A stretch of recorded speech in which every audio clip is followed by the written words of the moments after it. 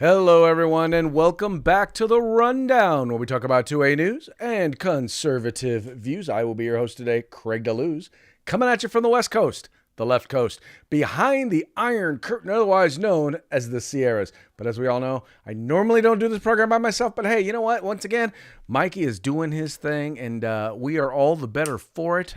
Definitely missing Mike once again, but you know what?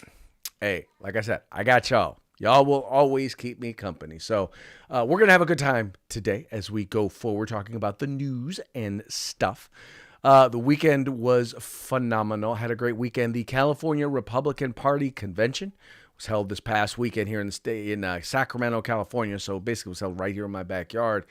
And it was kind of neat. We elected but we re-elected our chairman of the California Republican Party. We will see. We'll see how that goes. But we also had a chance to kind of get together and look forward to get an idea of what we have to look forward to, because California is going to be a state that is going to play a major role in deciding who the nominees are going to be. If so, should someone run against Joe Biden? Obviously, whoever wins California is going to play a significant role in selecting either Joe Biden or someone else. And then for Republicans, it's going to be the same exact thing. Right now, the only two declared candidates are Donald Trump and Nikki Haley. But I'm sure that there are many of us here in the great state of California that are looking forward to Ron DeSantis jumping into the race as well. So, and I'm sure, by the way, those won't be the only folks that will be jumping into the race, just so you know. In any case, we're going to have a good time today, but before we do, we're going to go ahead and get started and give a quick shout out to our sponsors. Let's pull them up real quick, and there you go. We're going to start with Hitman Industries. You can find them at hitmanindustries.net. If you've purchased an AR in the last few years, chances are you already have one of their barrels. Well, why not do a new build? Or why not rebarrel any other rifles that you might have? If you do, Hitman Industries is the place to go. Also, we have the California Republican Assembly, confirmed once again this weekend, the largest and fastest growing conservative grassroots organization in the California Republican Party. So folks, if you're in California, you want to be a part of California's future, you want to become a member of CRA today. Just visit them at cragop.org. You can also get your hog holsters, helping America wear guns. You'll find them at hogholsters.com. Remember, you can use the discount code The Rundown, all caps, no spaces, and get your hog holster on discount today. And finally, if you're looking for outdoor gear, you're looking for tactical gear, you're looking for wet or cold weather gear, the place to go is uscombatgear.com. They offer quality products with integrity and great pricing. Check them out, veteran-owned and operated. That's, once again, uscombatgear.com. All right, let's start with today's first story. You may have been following this. If you follow conservative news, I am sure that you've been paying attention. So here we have a judge. All right, now this judge is he is a judge there. He's in the Fifth Circuit out of Texas.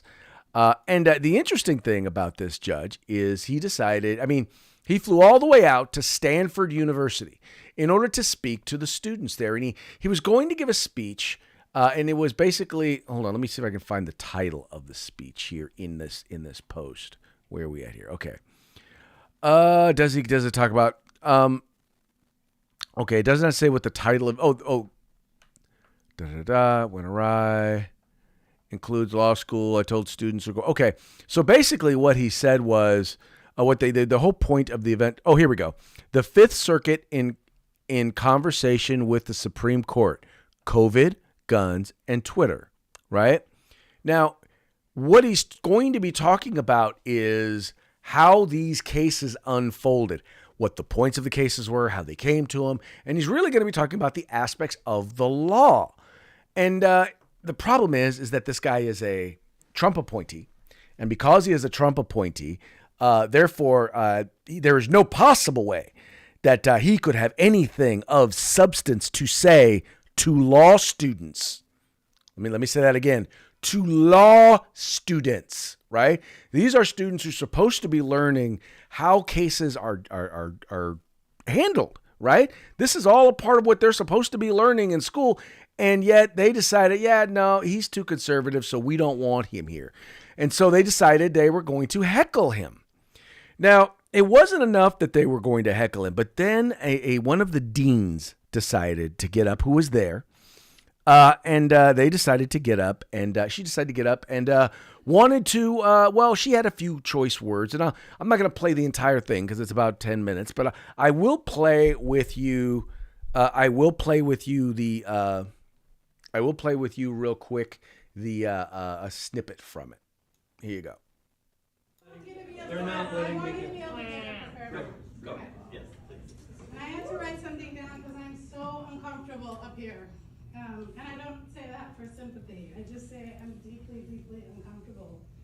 I'm uncomfortable because this event is tearing at the fabric of this community that I care about and I'm here to support. And I don't know, and I have to ask myself, and I'm not a cynic to ask this, is the juice worth the squeeze? Is this worth it? It isn't a setup. But for many people in this law school who work here, who study here, and who live here, your advocacy, your opinions from the bench land as absolute disenfranchisement of their rights and does land. Let me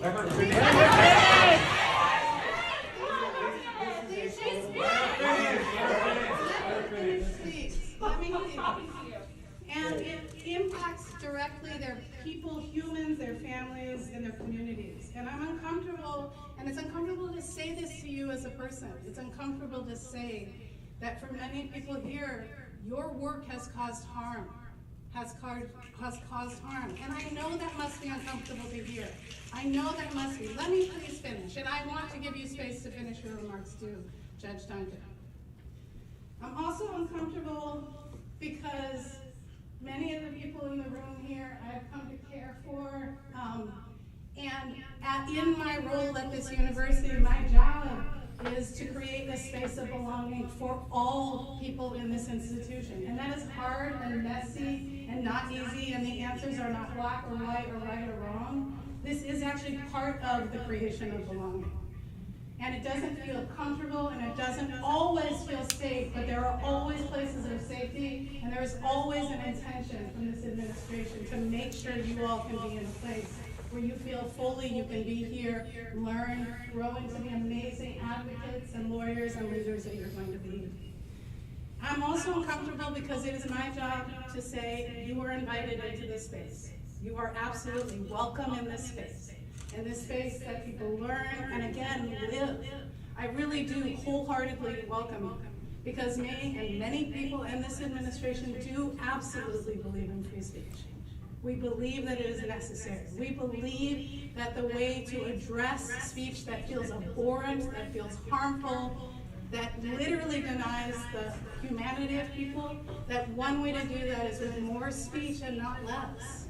And not to shut you down or censor you or censor the student group that invited you here. That is hard, that is uncomfortable, and that is a policy and a principle that I think is worthy of defending even in this time, And again, I still ask, is the juice worth the squeeze? What does that mean? I mean, is it worth the pain that this causes and the division that it causes? Do you have something so incredible important to say about Twitter and guns and COVID that is worth this impact on the division of these people who have sat next to each other for years, who are going through what is the battle of law school together so that they can go out into the world and... All right, so let's be clear. He went there to talk about COVID, guns, and Twitter. None of that had anything to do with anything that she was saying. Now, mind you, here's what's so funny. She got up and she talked about, the words you're going to say harm people and this. Nothing. He had not even said anything. She made an assumption that whatever came out of his mouth was going to be abhorrent. Whatever came out of his mouth was going to be racist. Whatever came out of his mouth was going to be transphobic, gay-phobic, whatever it is. There was nothing that he could possibly say about guns, about COVID, and about Twitter that could have any value. especially since he was one of the appellate court justices who handle these cases. I cannot, for the life of me, understand. But once again, let me take a step back. This is Stanford University. Stanford wants the best of the best, right? And here's a person who, by the way, got up and spoke. No one invited her to speak. Nobody invited her to speak. Nobody wanted to hear her thoughts on anything. He was invited. The one thing I will say, and she points this out later in her little diatribe, is that, this is voluntary, right? A lot of the people who go before him, they have to go before a judge because, well, they've done something wrong. Now, by the way, he's an appellate court judge. Because they've done something, so they don't have a choice but to listen to what he has to say. These folks did. Now, they had a choice to walk in the room, and they didn't have to stay there. Now, I don't know what he could have possibly said that would merit them doing that, but the fact is he said nothing. The point is they don't like his legal positions. And now but the funniest part about it is this. They don't want to argue legal points with him. They just want to shout him down. They wanted to have vulgar signs. They had vulgar signs. They were cursing at him, calling him out of his name, all of this stuff. Law students, law school. He was invited by the Federalist Society, a law student group. Now, mind you, I'm sure that the students who were there, the members of the Federalist Society, were not the ones engaging in this behavior. But mind you, I just think, and by the way, in defense of Stanford University, the staff did, or at least someone did decide that they were going to apologize. They did send him an apology. But what's funny about this whole thing is, so afterwards, they tell the students, well, you shouldn't, after getting apology, don't text about it. Don't post on social media about it. We should wait till the news cycle goes down. And folks, they're saying this in an attempt, because what it is they don't want this news to get out. They don't want you and I to hear about this stuff. And I am so glad. Stanford was my son's first choice for school. And I am so glad that he wound up going where he did wind up going to school, because it worked out really, really well for him. And I would hate to think, and mind you, I'm sure where he went to school, I'm sure that there are still these same exact type of Woketivists. But when you consider the cost of Stanford versus some other schools, one would think that you would have a better quality of student at Stanford University. But and by the way, a better quality of dean, because I think that administrator who got up and decided to admonish and to lecture a sitting appellate court justice, appellate court judge, I think she was way out of line. I think she did not uphold the reputation of the organization. I think she needs to be fired. But, she's entitled to her freedom of speech, evidently. Just he isn't. There you go. In any case, folks, I'm sure that there's going to be more of this. And because here's the thing. What these students are being taught is they're not being taught how to think. They're being taught what to think. They are being told that you are to be a Woketivists. And that anybody who disagrees with you, no matter how sound their logic may be, your job is to shut them down. Your job is to not give air to their opinions. The place where that is supposed to be the place where you take ideas, right? The place where ideas are supposed to be expressed. Yeah, that's not college universities anymore. That's not academia anymore. Academia is all about indoctrination. And if you aren't indoctrinating the right stuff, they don't want you to have a voice. And that is incredibly sad. And I think that these students are doing themselves a disservice. Anyway, that's just them. I will now move on from that particular topic. Okay, what do we got here's this thing. Okay, so this next one. Now this one is interesting because all right, so there's a person who is actually hold on, let me pull her position up. So she's at De Anza College, and De Anza College is in the South Bay. And this woman was what was her position? She was the director of diversity. All right. And she actually wound up getting fired from her job for not instituting or having issues with a number of the aspects of their policy. And here I'll just read some of the story to you. A black director of Woke California College's Office of Equity, Social Justice, and Multicultural Education claims she was fired for questioning the institution's anti-racism orthodoxy and what the term anti-racism even means.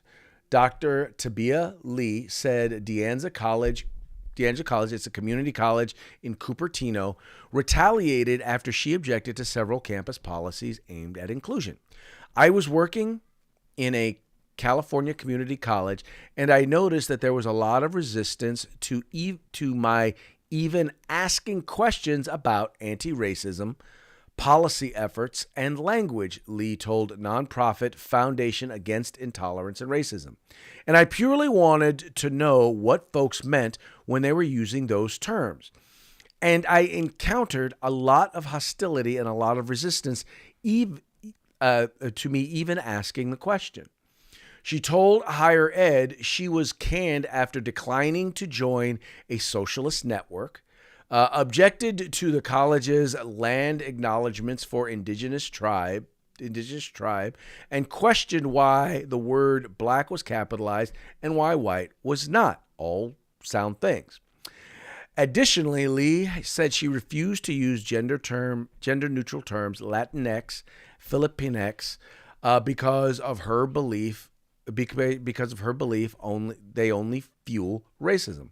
I find that some toxic ideologies around race ideologies are now being advanced under gender ideology, Lee said, according to the outlet. Now, interestingly, I met this weekend with the group, California School Boards Association. I sit on their delegate assembly, and I met with a group of local school board members who also sit on that delegate assembly with me. And it was amazing to me how do I want to put this? Many of them raised questions about how there were people who had questions or concerns about, once again, the anti-racism or the diversity, equity, and inclusion programs or things that they were trying to institute in their school districts. And, I had to point out to them, I said, we in our school district, we've been doing what we call resiliency training for well over a decade. And we started doing that because we recognized that we had at the time an older teaching staff and who had been around for a while. And we realized that the demographics of the students who they were teaching had changed significantly than probably the time in which they started. It was we were right next to a military base or a former military base. So a lot of the kids were, it was a lot less diverse. We'll call it that. It also was a lot more middle income. Now it's a lot more lower income and it's more diverse, shall we say. And so what we wanted to do was make sure that all of our staff had an understanding of the community in which they were, teaching. The culture, so that they could create the best atmosphere in class for students to be able to learn. That's the whole point of it, right?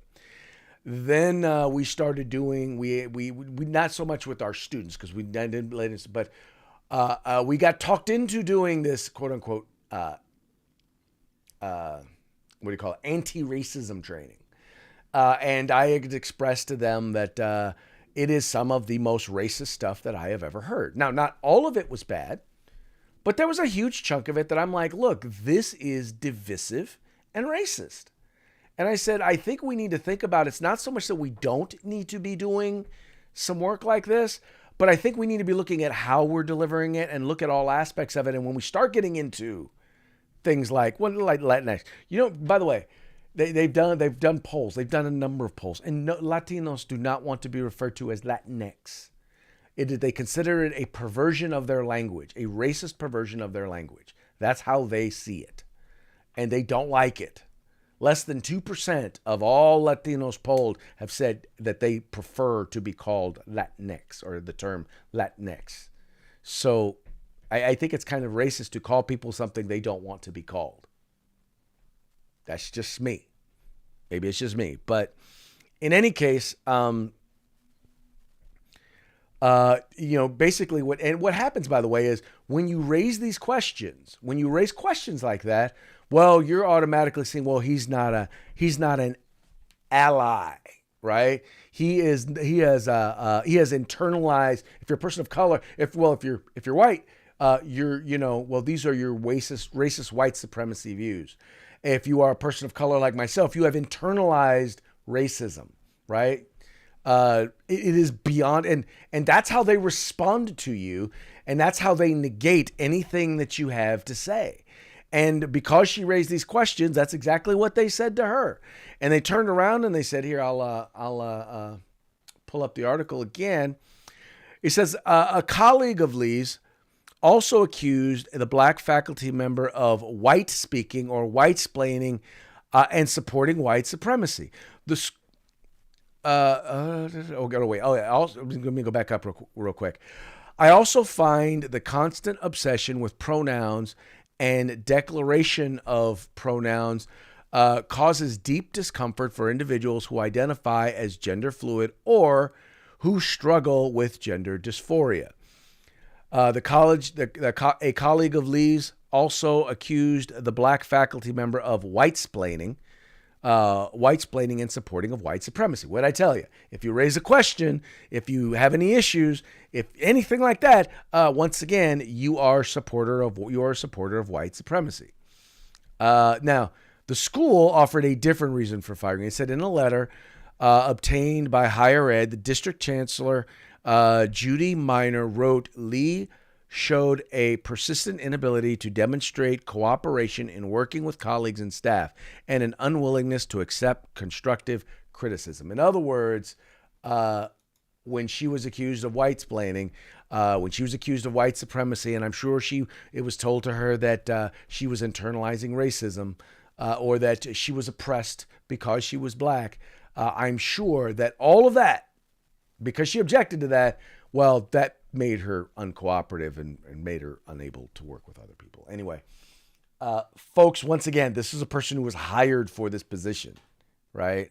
This was a person whose job it was to do this. And clearly she was not woke enough for the folks who worked there.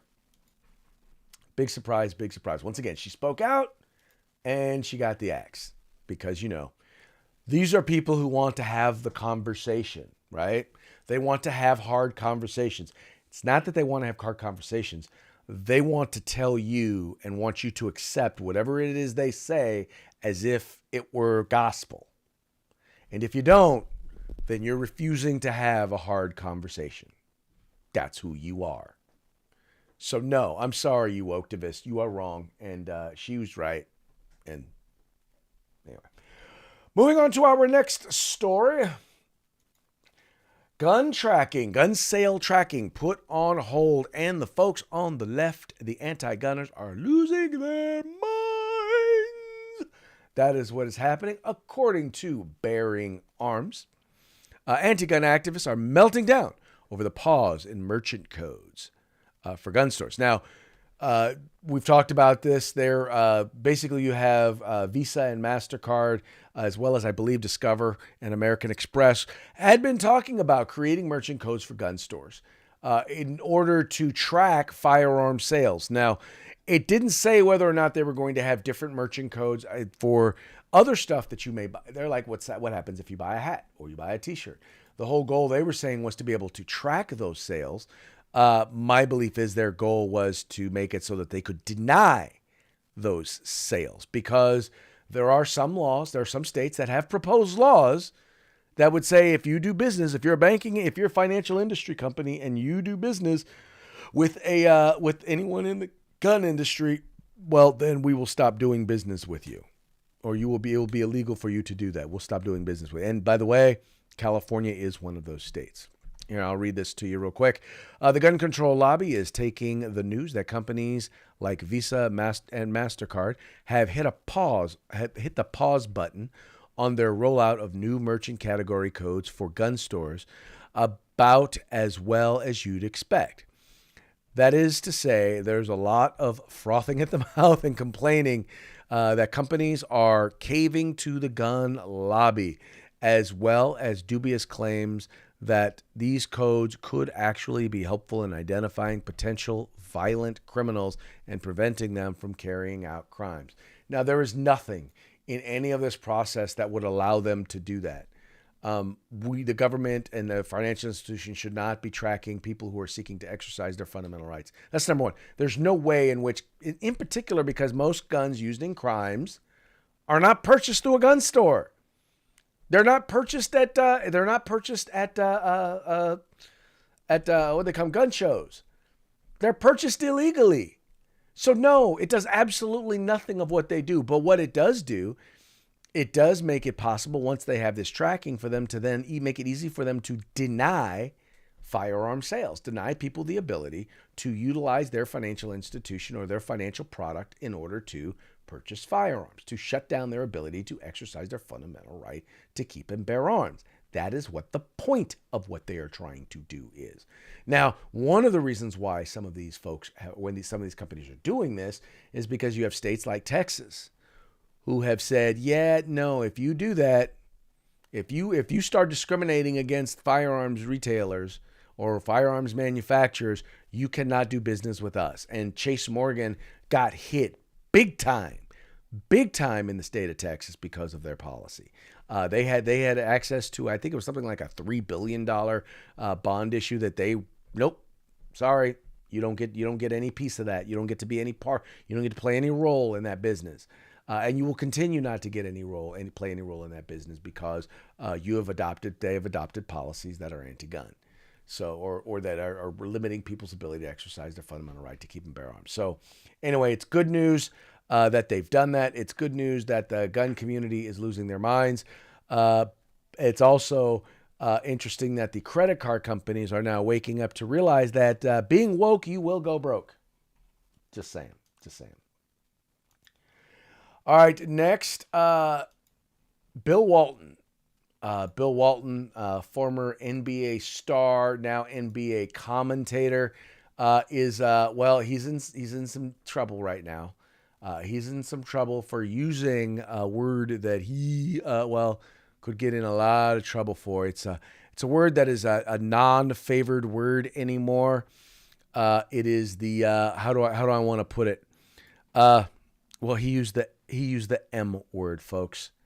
I know. He used the M word. I know. In this day and age, one would think that he would know better. One would think that he would realize that is just something that is just simply not acceptable in this day and age. It's just not. I mean, how do you use the M word? I mean, I don't like it when people use the M word. Oh, wait. I know. I hope you guys get the joke because I was talking like it was the N word, and it was not the N word. It was the M word. And what is the M word? Well, let's see if we can pull up that video for you real quick and have him share with you what the M word is. Here we go. He does not need a little chair because he is a giant in a world of shriveling midgets. And speaking of shriveling midgets, what was your name again? The first half, Arizona State. I'm guilty of having fun in Las Vegas. Fun with a purpose. In the first half stats, 3-point shooting. Arizona State comes out on fire. That's the first possession of the game. Des Cambridge, time is on his side. And then Frankie Collins, oh my gosh, not related to Jackie Collins, but close. And Desmond just kept coming. But the challenge, okay, the Audi first half stats. I don't know what you consumed at halftime. Audi first half stats. Okay, I don't know what he consumed at halftime. Okay, maybe it's just me. Correct me if I am wrong. I did not know that the word midget was like a curse word nowadays.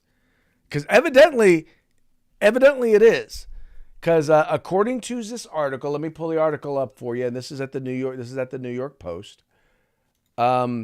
Basketball Hall of Famer Bill Walton is facing backlash for using a derogatory term about little people in the broadcast for the 2023 Pac-12 basketball tournament in Vegas. During halftime at Arizona State's eventual 77-72 win over USC on Thursday, Walton, who serves as a broadcaster with ESPN, used the M word, because you're not supposed to say midget, I guess, while complimenting the inter-game host. He doesn't need a little chair. He is a giant in a world full of shriveling midgets. Yeah, he said. Walton then turned to broadcaster Dave Posh and joked, speaking of shriveling midgets, what is your name again? And he's like, I don't know. He's like, what is wrong with you? Now, folks, maybe I'm turned in to get off my lawn guy, but I did not know that was a bad word. Because I'll be honest, when I it's a word that it's a phrase that I've used. I consider people who lack the ability to engage in intellectual dialogue, people who resort to name calling instead of actually debating issues. No matter what side you're on, I don't care if you're on my side. If all you do is call people names and can't really debate subjects and issues, I will refer to you as an intellectual midget. Because you lack the intellect to be able to play with the big boys, which is pretty much what he was saying, right? He's saying, anyway, so if I have offended any of you out there by utilizing the term midget, well, I'm not sorry. I can't keep up with all of the wrong terms or terminology that is out there. Anyway, with that, we're going to go ahead and move along. Let's see, where are we at here? We're going to go ahead and move along to our parting shot. Our parting shot today is brought to you by Hog Holsters. That's helping America wear guns. Go there now to hogholsters.com and use the discount code The Rundown, all caps, no spaces, and get your Hog Holster today. This video is, it's about Congress. And I think that's all I really need to say about it. I think you will... Not Congress. Oh man, I messed that up. I totally gave away the joke. But anyway, it's about the NBA or NBA or the NFL. Which of these two fits these descriptions? And anyway, go ahead and let's check it out, and we'll talk on the flip side. Is it NBA or NFL? 36 have been accused of spousal abuse. 7 have been arrested for fraud. 19 have been accused of writing bad checks. 117 have directly or indirectly been bankrupted at least 2 businesses. 3 have done time for assault. 71, I repeat, 71 cannot get a credit card due to their bad credit. 14 have been arrested on drug-related charges. 8 have been arrested for shoplifting. 21 currently are defendants in lawsuits, and 84 have been arrested for drunk driving in the last year. How many of you think NBA? How many of you think NFL? Well, the answer is neither. It's the 435 members of the United States Congress. Yeah, I know. I ruined the joke. I ruined it. But anyway, it was funny nonetheless. Yeah, it just goes to show. You. Judge not lest ye be judged. Because, when you get judged, you're going to get judged. Anyway, folks, before we go, let's give a quick shout out to our sponsors once again. First of all, there's Hitman Industries. You'll find them at hitmanindustries.net. Get your rifle and pistol length barrels today. California Republican Assembly. Find them at cragop.org. Become a part of California's future today. Hog Holsters, helping America wear guns. Visit them at hogholsters.com. Use discount code The Rundown. All caps, no spaces. Get your Hog Holster today. Finally, outdoor gear, rain gear, tactical gear. Go to uscombatgear.com. Also remind you the links to all of our sponsors are in the description to this program. So just go there, click on it, and visit them today. That's going to be it for today. We will be back tomorrow. Hopefully we, as in me and Mike, will be back tomorrow. Have some fun on Taco Tuesday. And with that, you folks take care, and we will talk to you mañana.